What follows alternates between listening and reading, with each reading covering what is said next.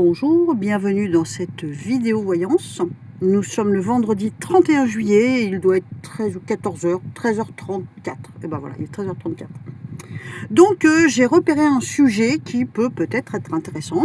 Le soutien aux agriculteurs. Donc j'ai trouvé un article qui dit qu'après le mouvement des colères, de la colère des agriculteurs, les élus ont voté des simplifications, ce qui voudrait dire moins de paperasse, donc pour faciliter les démarches au quotidien pour les exploitants, et une protection de revenus.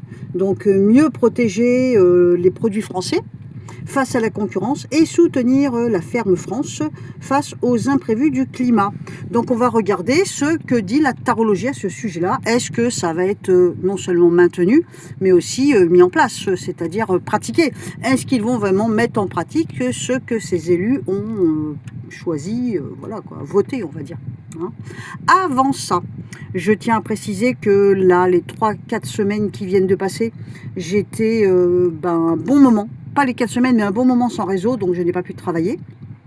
Donc je n'ai pas fait de voyance, et je n'ai pas fait de vidéo, je vais pas y arriver, de vidéo, et je n'ai pas fait non plus de consultation, ou quasiment pas, parce que j'étais coincée dans la forêt, avec mon fourgon en panne, et sans réseau. Hein. Mais c'est derrière moi, donc à nouveau le camion est réparé, et bien sûr j'ai du réseau. Donc je reprends les consultations privées. À partir de maintenant, vous pouvez m'envoyer votre mail de demande d'information à l'adresse que je vais inscrire là, ici, maintenant. Et donc je vous envoie en retour un mail d'information. Vous avez tous les éléments pour décider si vous voulez vous lancer dans la consultation privée avec moi. D'accord?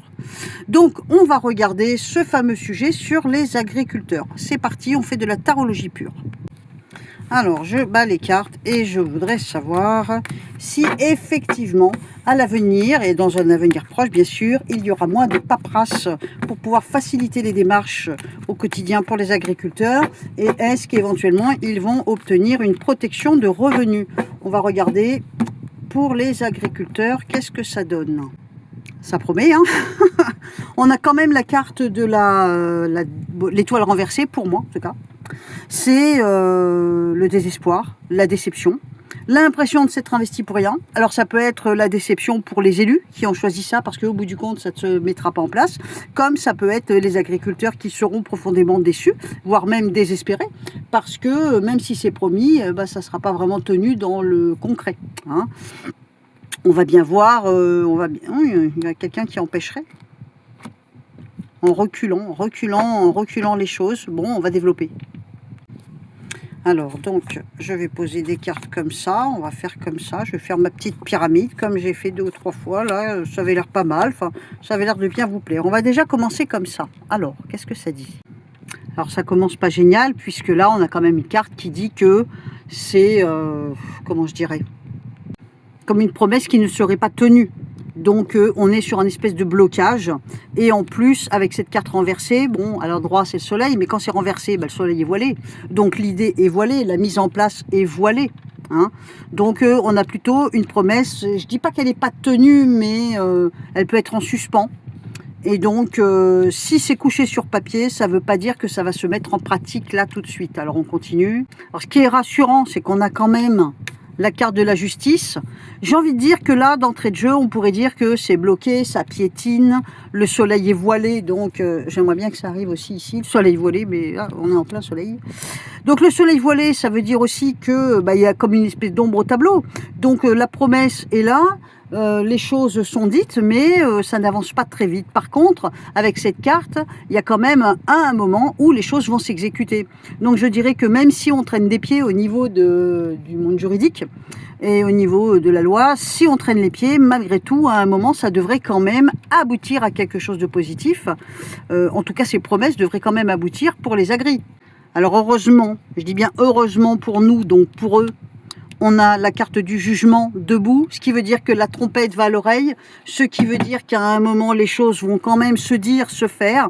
On a la surprise, la promesse de la protection, je pense quand même que cette promesse-là sera tenue. On a quand même la carte de la réussite.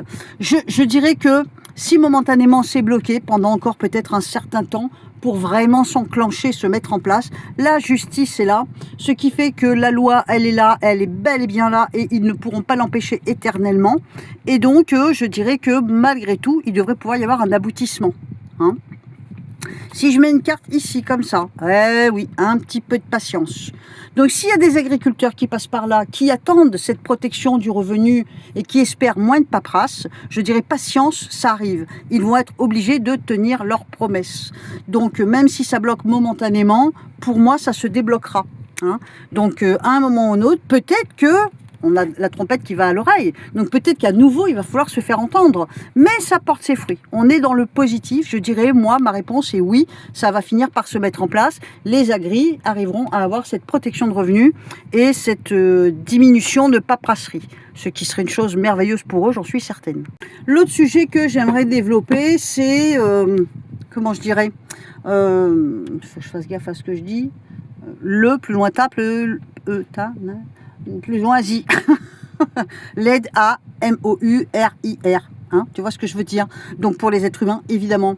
Et donc, ça a été adopté définitivement en juillet 2026. C'est une proposition de loi, donc initialement par le député Olivier Falorni, donc qui encadre le droit d'accès à une aide active à Moumouririrere, sous des conditions médicales plutôt strictes. Mais il y a une contestation constitutionnelle. La loi fait l'objet de plusieurs saisines et recours devant le Conseil constitutionnel. Donc des parlementaires, des sénateurs, ils font valoir leurs arguments pour ou contre le texte final, donc de la navette parlementaire. Donc ce que je voudrais voir avec le Tarn de Marseille, c'est est-ce qu'au bout du compte, il y aura de vraies protections face à cette loi qui va certainement rester, mais est-ce qu'il y aura de vraies protections, est-ce qu'il n'y aura pas trop d'abus, est-ce qu'il y aura des clauses dans la loi qui font qu'il n'y aura pas intérêt à déborder, on va dire.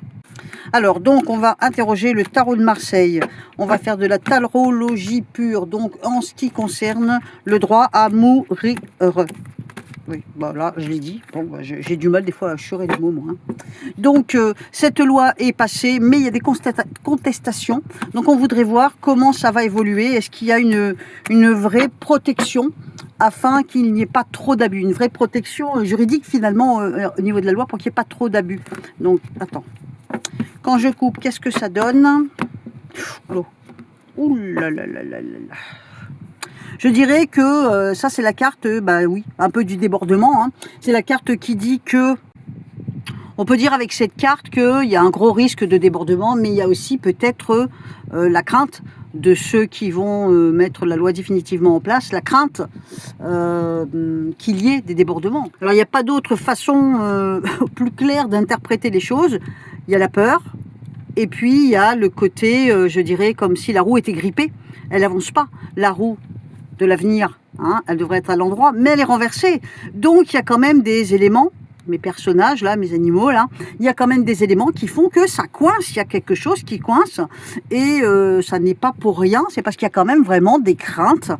Je parle pas des gens fragiles, non, c'est ceux qui font les lois, et les élus, certains élus en tout cas, qui ont certaines craintes, certaines méfiances, voire même ils ont peur de certains débordements, et donc la roue est grippée, ce qui veut dire que pour le moment tout n'est pas joué, même si la loi est mise en place depuis ce mois de juillet. Hein. Attends, je vais reprendre mes cartes, j'ai mal fait mon truc, attends. Ah, elles ne glissent plus du tout mes pauvres cartes. Voilà, on va faire ça comme ça, là, allez. On recouvre. Alors, qu'est-ce que ça donne avec ça? On a des écrits qui arrivent, d'autres écrits qui arrivent. Je pense qu'il peut y avoir une révision qui permettrait d'équilibrer les choses, tu vois. Donc là, on a une crainte. Qu'est-ce qu'elle fait, la crainte? Eh bien, elle bloque, elle empêche, elle freine. Il y a des choses, ils vont peut-être, entre guillemets, se séparer de certains éléments, certaines clauses de la loi qui peut être plutôt gênante. On va certainement réécrire le texte d'une manière ou d'une autre parce qu'il y a, il y a ce blocage. On va réécrire les choses, je pense, pour pouvoir installer quelque chose de plus équilibré. Pour le moment, on est quand même dans le doute, l'hésitation.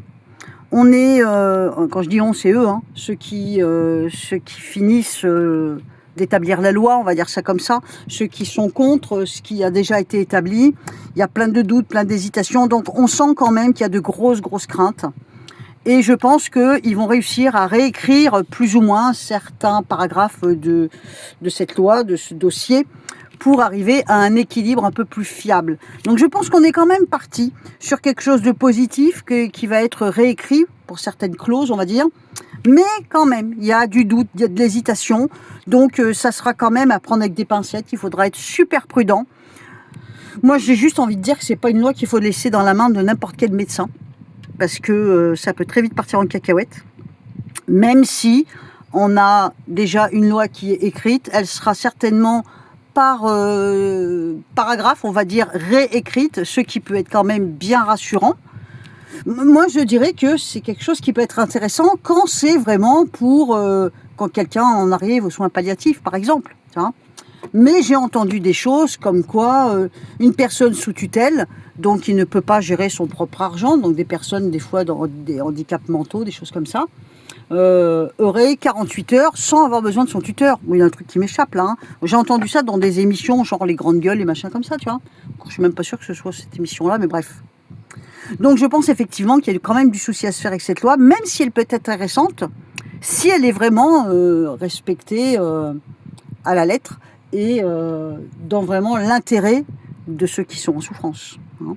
Donc voilà, bon, tu me diras ce que tu en penses. C'était un petit retour de Dame la Voyante.